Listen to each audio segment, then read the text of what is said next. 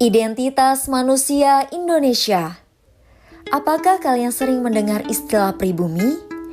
Apa sih sebenarnya pribumi itu?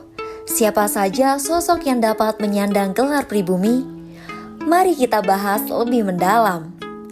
Menurut KBBI, pribumi berarti penghuni asli dari suatu tempat. Istilah pribumi pertama kali dicetuskan oleh pemerintah kolonial Belanda pada tahun 1854 untuk menyamakan beragam kelompok penduduk asli di Nusantara kala itu. Pada masa itu, Belanda membuat peraturan bahwa satu ras hanya boleh mendiami satu kampung tertentu secara kelompok. Hal ini dilakukan untuk mengatur masyarakat yang tinggal di wilayah Hindia Belanda. Lantas, apakah yang dimaksud pribumi Indonesia adalah masyarakat dari suku Jawa, Sunda, Madura, Batak, hingga Papua? Bagaimana dengan masyarakat lain yang berasal dari etnis Arab, Tionghoa, dan India? Apakah mereka bukanlah pribumi meskipun jumlahnya cukup banyak? Mengaca pada diri kalian sendiri, apakah kalian seorang pribumi asli Indonesia?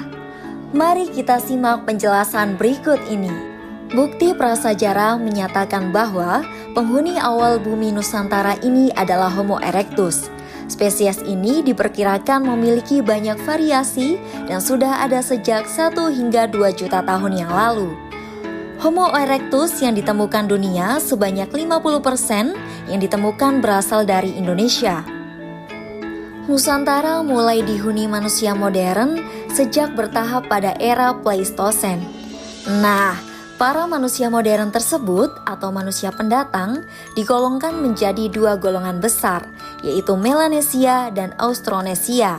Diperkirakan 50.000 tahun yang lalu, orang Melanesia lebih dulu datang di Nusantara, kemudian disusul oleh orang Austronesia yang diperkirakan sejak 4.000 tahun yang lalu.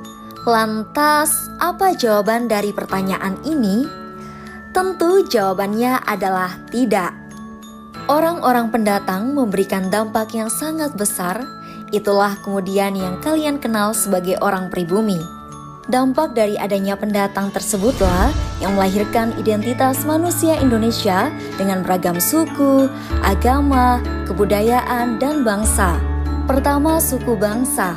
Suku bangsa ialah golongan sosial yang khusus bersifat askriptif, ada sejak lahir yang sama coraknya dengan golongan umur dan jenis kelamin. Terdapat banyak sekali suku bangsa atau kelompok etnis, yang saat ini diperkirakan terdapat 210 juta, dari jumlah tersebut diperkirakan separuhnya beretnis Jawa, dan yang lainnya Makassar, Batak, Bali, Bugis, Sunda, dan Dayak. Kedua, agama. Bangsa Indonesia dikenal sebagai bangsa yang agamis. Agama yang berkembang yaitu Islam, Kristen, Katolik, Hindu, Buddha, dan Konghucu. Ketiga, budaya.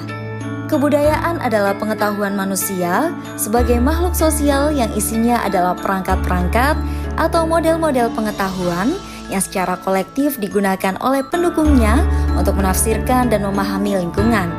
Jadi, budaya merupakan perwujudan cipta, karya, dan karsa bangsa Indonesia. Keempat, bahasa. Bahasa dipandang sebagai sarana interaksi baik secara lisan, tulisan, gerakan, dan isyarat. Indonesia memiliki keragaman bahasa karena setiap suku memiliki bahasa masing-masing.